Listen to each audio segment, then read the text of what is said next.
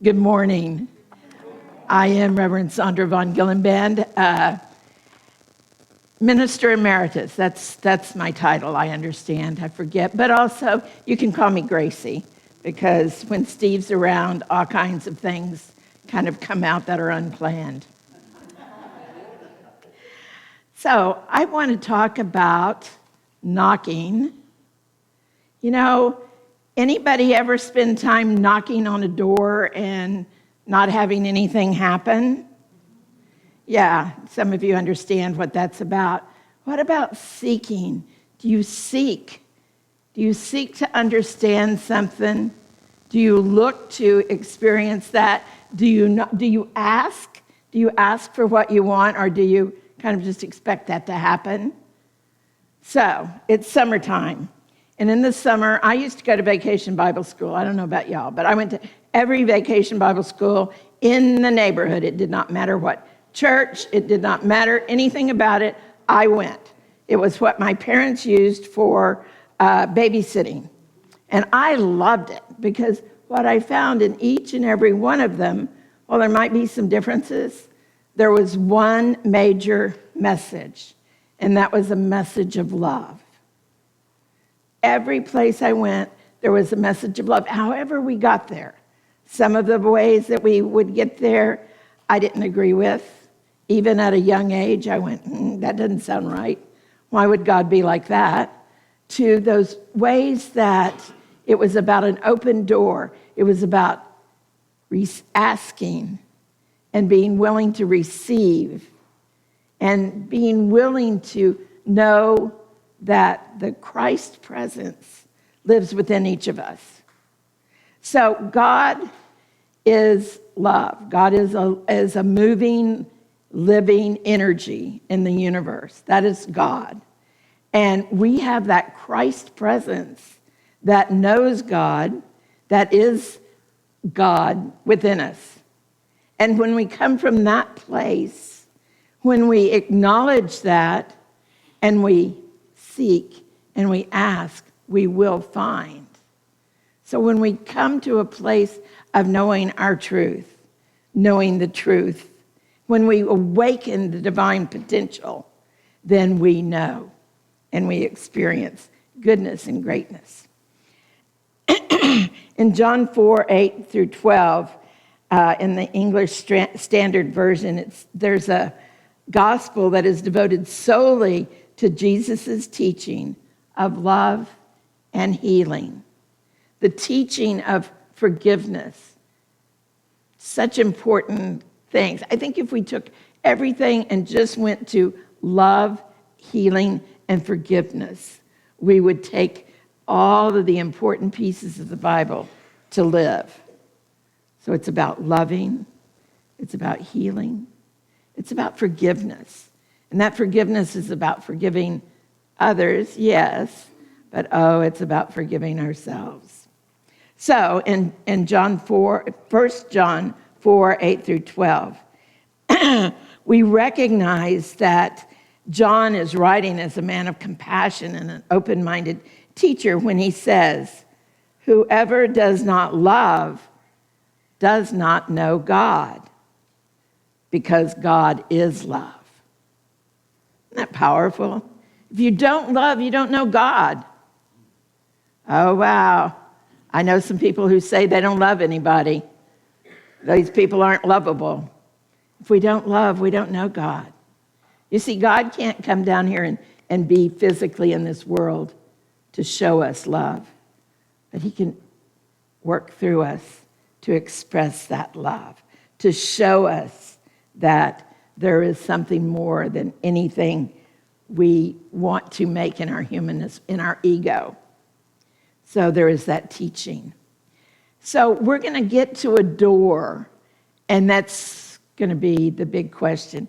If we are seeking and asking, and we get to a door that is ready to open, we're knocking, what happens next? What are you going to do now that you're at that door? See, in Luke 17:20-21, it says the kingdom of God is within us. The kingdom of God within us. And in order to find that kingdom, we must become conscious of that divine mind, the divine mind that moves in the presence, in the energy, in that light of God. I loved it. You said something about light. And I must say, Wes, that prayer was a prayer that got me to thinking. How many of you pray for some of those things because you can better understand God? I loved that. It really did get me thinking. So, back to this. If we are at this door and we are knocking and the door comes open, what do we have? What's the message there for us? So the message is, it's all there for us.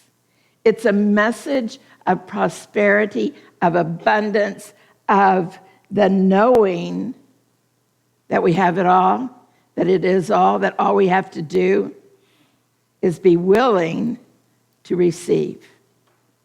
And being willing to receive can be a hard part, right? Knock, and it will be open to you. This commandment shows that there's an inexhaustible supply of the invisible realm of goodness. It waits for us to call upon us. It's right there waiting. So all we have to do is call. And we have to understand that it is in that calling that we bring into manifestation. And maybe you say to yourself, well, that's really nice, but I've prayed and I've called and I've knocked and I've asked, and I haven't received it. And I would ask you, where are you with yourself? Do you believe that you are really worthy of good, or is there some forgiveness work to do? Not about your being bad, because you're not. You know that you were born with everything you need. You have it all. You're good people. And maybe you have that place within you that you don't believe it to the level that serves you best. But it is there because it reads, everybody who asks, everybody, not some, everybody who asks receives. And that's about desiring. And so do you desire? Catherine Ponder talks about desire as being an energy behind our asking. And when we ask, we must ask with that unfailing draw of believing. And I know I've asked for many of things without belief, or actually with the belief that I'm absolutely not worth it. Anybody here have done that? Oh, yeah, let me ask for this. Oh, there's no way I'm getting that. Sometimes I would even ask so that I wouldn't be, with that caveat, so I wouldn't be disappointed. Oh, I'm not going to get that. Because I didn't want to be disappointed. But the key is to truly desire with our hearts that we want, to back it with faith, to allow ourselves to stand at that door and knock, believing. How many of you stand at the door and you look and you see an abundance, a vast array of life? And you can see that all you have to do is step forward to have that you desire. But there's a fear. And you go, I can't do that. Fear. False evidence appearing real. Fear. How often is there something that appears to be real and it's not? And it takes time for you to realize that, oh, I just believed that, but it wasn't real. But it stopped me from doing what I really wanted to do, to step out in love and faith and a knowing that there's a beautiful existence right there. And others, I'm sure I can ask, and you will tell me that you have stepped out, that you felt the calling, and not only did you step out, maybe you leaped out with abundant results. You know, there are people that have no doubt, and they just step out there and they receive, and people look at them and go, what are you doing to do that? How do you get that? I think David's one of those people. I think he goes, okay, I'm ready to receive the music, and it flows through him. It's incredible. Sometimes. Sometimes, yeah. So if we ask and we seek and we knock and we have faith and we stand there in our fear and step forward anyway, we experience amazing things. A story.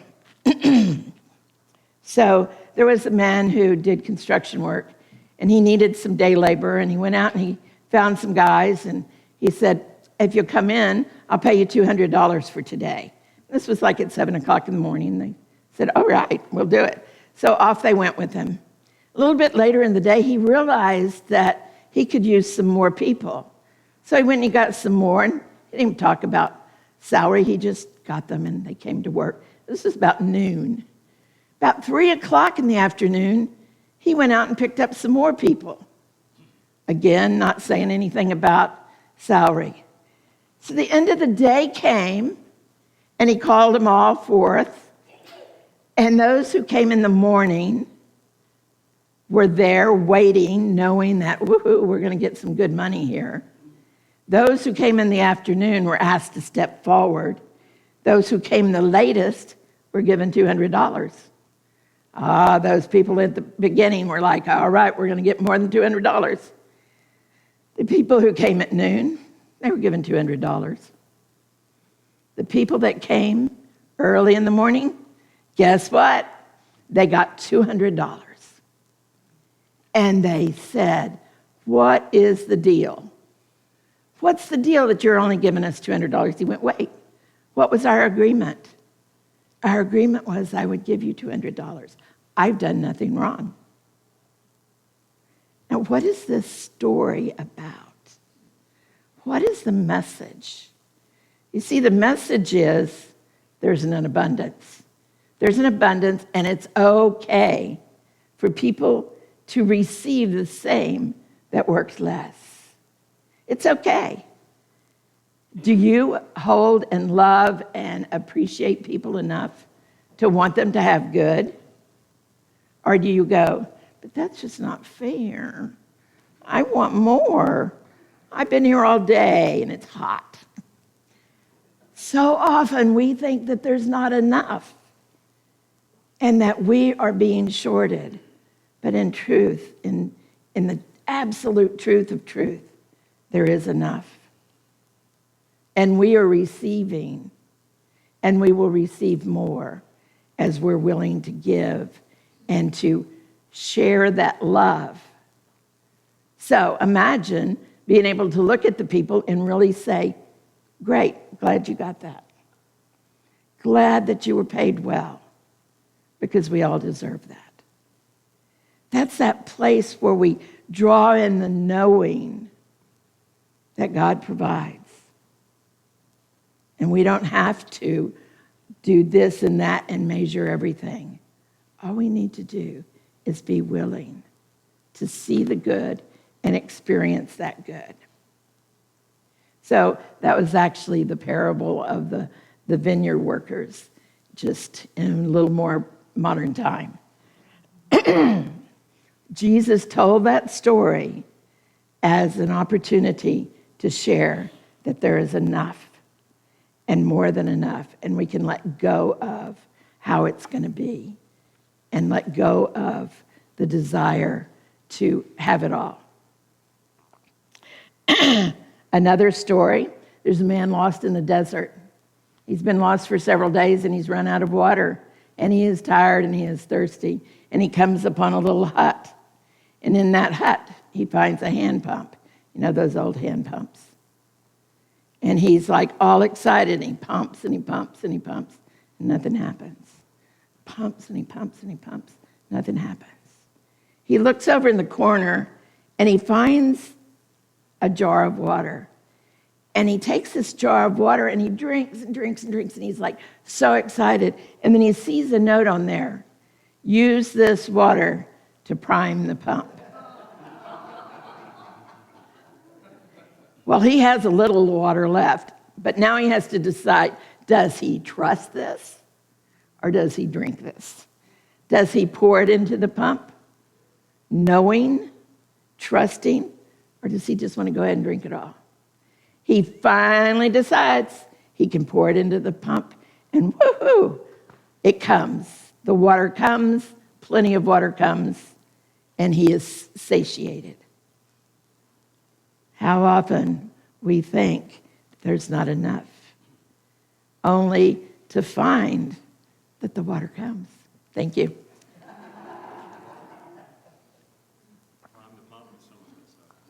I'm going to save some of it to prime the pump. So if you're feeling like you want to experience the vastness of this universe we live in, prime the pump, give, serve, love.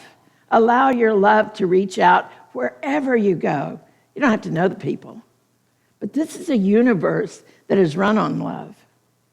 This is a universe that moves through love. So allow yourself to do just that. Prime the pump with love. Fill yourself with love. Look for the beauty. Knock on the door. Ask and be willing to receive.